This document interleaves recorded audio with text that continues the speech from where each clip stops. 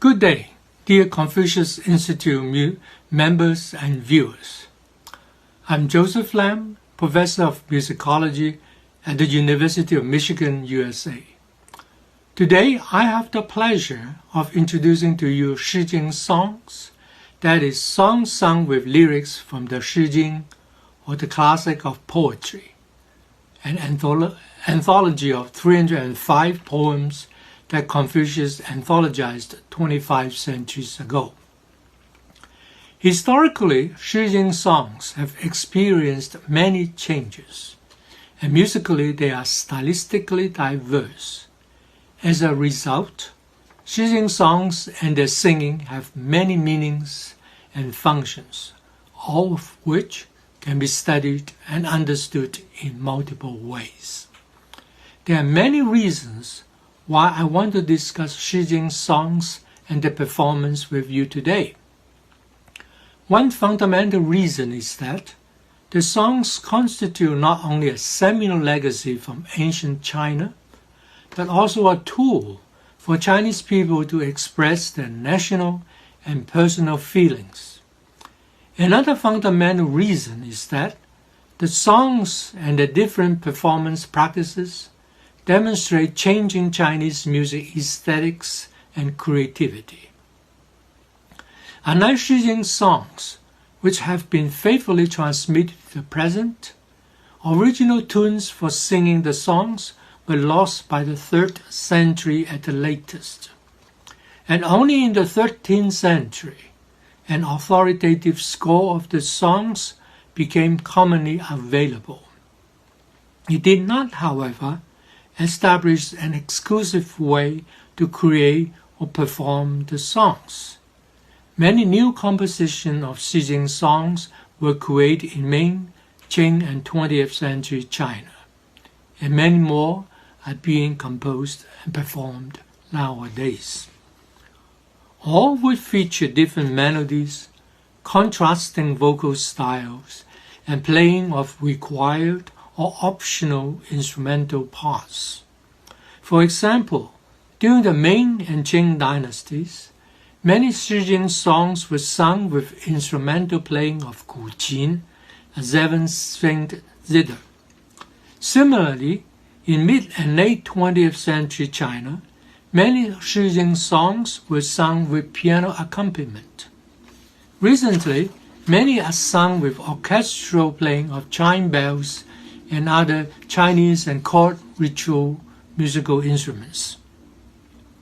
And many performances are staged with 21st century touches, such as recreated or newly designed Han costumes, Hanfu.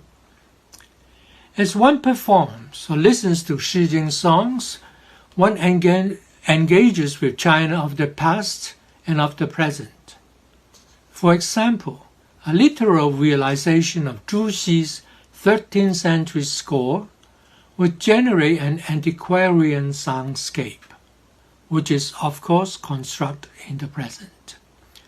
Whether such a sound construction is historically accurate or not is a question that cannot be easily answered.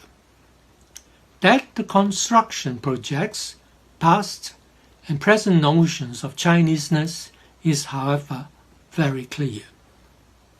The same is true for singing Shijing songs with piano playing. It projects Chinese efforts to historically connect with their ancestors on the one hand, and to be modern and globalized on the other hand. Chinese sing Shijing songs for many reasons. As they sing, they reach out to many domestic and international audiences, generating musical exchanges across cultural, ethnic, and national boundaries. Many international audiences approach Shijing songs as Chinese music and as lessons on Chinese culture and history.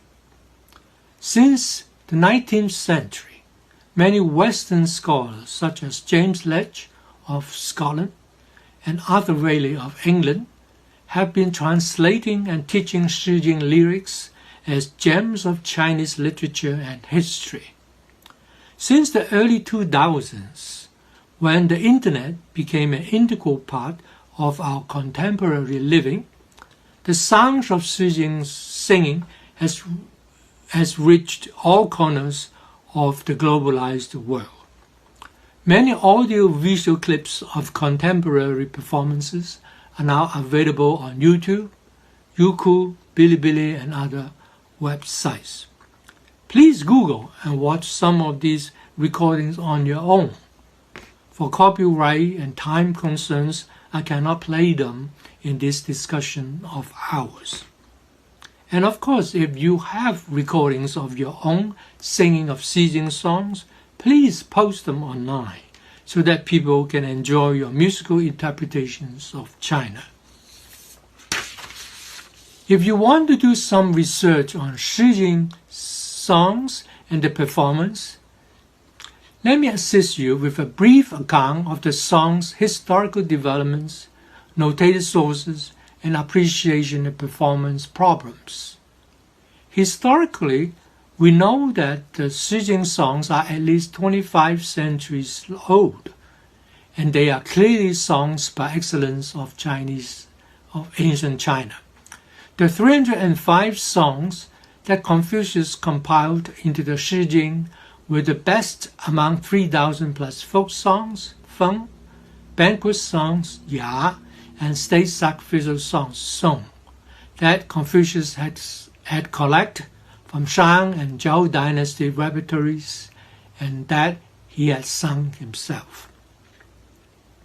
Confucius did not compile the Shijing for the pleasure of singing old songs. He prepared the anthology as a manual for artistic and virtuous living. He once told his students that unless they had studied the Shijing, they would not know how to express themselves with meaningful words, expressive music, and communicative gestures. Elaborating on Confucius' instructions, a historical introduction to the Shijing, namely the Shi Da Xu, declares that when people are stimulated by the external world and feel the urges to express themselves, they verbalize their feelings and thoughts. When they realize that their words do not comprehensively communicate what they harbor in their hearts and minds, they sing their words. And when they find their oral presentations expressively lacking, they complete it with choreographed dances and bodily movements. Since the year of 136 BCE, when Emperor Han Wudi canonized the Shijing as one of 5 Confucian classics, Chinese students have been diligently studying, chanting, and or singing the poems. In the process, they internalized what the lyrics told them, and having learned well, they would cite Shijing lyrics in their communications. Phrases like maidens are fair and gentlemen court them, in Chinese would be 窈窕淑女,君子好逑, would regularly pop up in their everyday discussions about Chinese men, women, and their courtship. From the Tang Dynasty on, when Chinese imperial courts wanted to promote loyalty to the empire and respect for the elderly, they had the ancient ritual of communal drinking, 相饮酒礼, restored and performed in their own times. Prescribed in the liturgy of the ritual is singing of Shijing songs with or without instrumental accompaniments. From the late Northern Song Dynasty on, many educational academies would have their students sing Shijing songs as learning exercises, activities that a 12th century painting by Ma Hezhi illustrates. Let me show you the picture. The big building, the inside hall where some of the teachers and students sat and sang, the terrace where some students play and sang. How the Song Dynasty students actually sang cannot be definitively answered for the time being, but historical data suggests that they might sing the songs as they are notated or as they are newly composed. There are many published scores of Shijing songs. Representative ones include, for example, Zhu Xi's 12 Shijing songs, Feng Ya Shi Shi Pu of the 2020s, or Zhu Zhaiyu's Shijing songs for the communal drinking ritual, Xiang Yin Jiu, Xiang Yin Shi Yue Pu of the 1600s, and the imperial score of Shijing songs, Chanting Shijing Yue Pu of 1788 that Emperor Qianlong commissioned.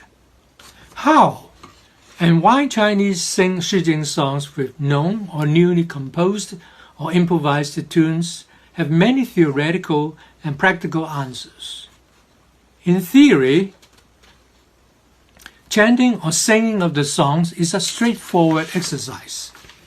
Chinese is a tonal language, and thus one can investigate linguistic tones of words in a Shijing lyrics and then work out a sequence of level rising, departing, and entering linguistic tones, that's the ping, shang, qu, ru sounds, and then use the sounds to hum out a simple melody. Then the person can melodically elaborate the basic melody as much as he or she wants. In practice, the chanting and singing of Shijing songs is not so simple.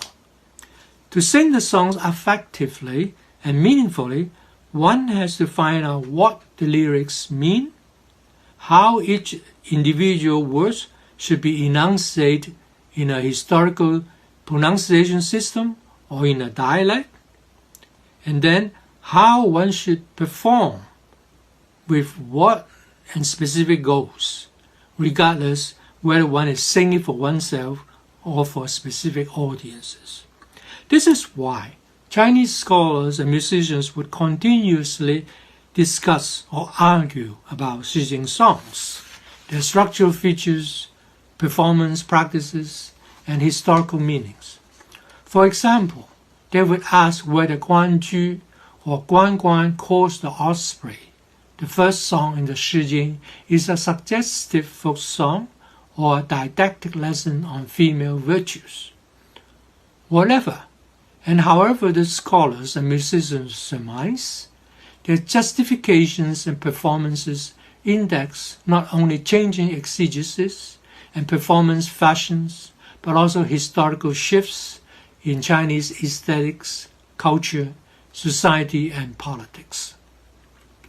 In other words, before one can critically sing and hear Shijing songs, one has to solve many theoretical and practical problems. To demonstrate these problems, let me examine several scores of Shijing songs with you. I will begin with a page from Zhu Xi's 12 Shijing songs. As the musical example I'll show you immediately shows, the score only specifies the pitches with which the ancient tones can be sung.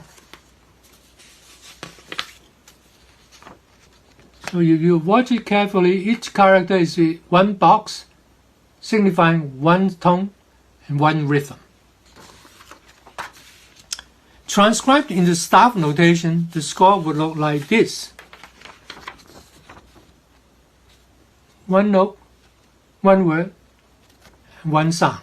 So this is called the syllabic style. Singing the music in a syllabic style would produce antiquarian sounds, sounds that some musicians and audience would dismiss as awkward, and unintelligible. This is why the syllabic style that Zhu Xi's score suggests has been rejected or adjusted by many Chinese musicians. As example 3 shows, Zhu Zhaiyu had vocalists sing the melody slowly and syllabically, while instrumentalists play repetitive notes and rhythms.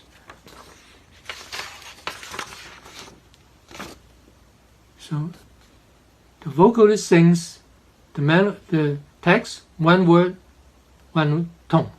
The instrumentalist plays repetitive and faster notes.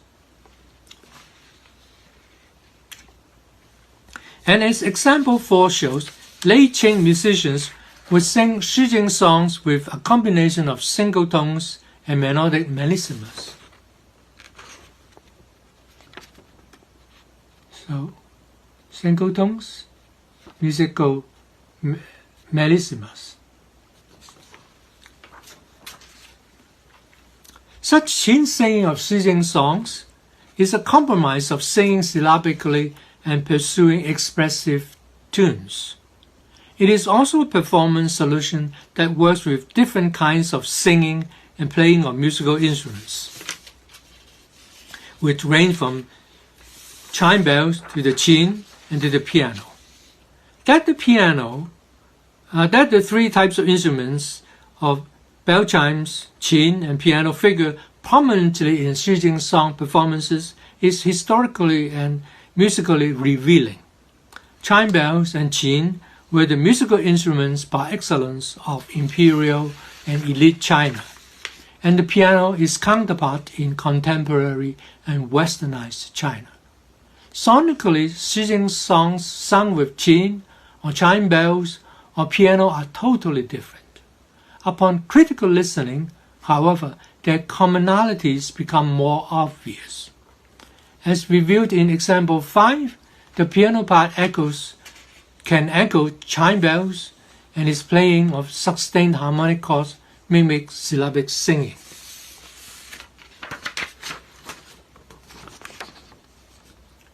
So, piano flourishes as inches, chords mimic the melodic, the chime bells, and then a singing.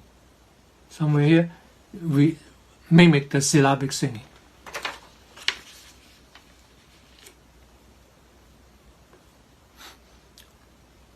How and why syllabic or ornament singing and playing of the Shijing songs enhance or undermine the music undermine Shijing songs as music from Confucius' time have no simple answers. Unless one only wants to sing the songs like Confucius did, an ideal that can hardly be achieved nowadays, one can sing the songs in whatever ways that one wants and that one can justify. The challenge for singing Shijing songs in contemporary China or the world is how one can use limited but available data to sing the songs in ways that are historically convincing and musically expressive. Such singing of Shijing songs serves many needs. It not only renders an ancient heritage of China intelligible, it also affords a way for Chinese people to implement their musical aesthetics and performance practices. It also allows international performers to perform the songs and to engage with China musically. This is why I believe we all, Chinese or not Chinese, should study and sing Shijing songs. Would you agree with me? With this question, I conclude my presentation. Thank you for participating in this online presentation, and thank you for Confucius Institute for creating this opportunity for us. Thank you.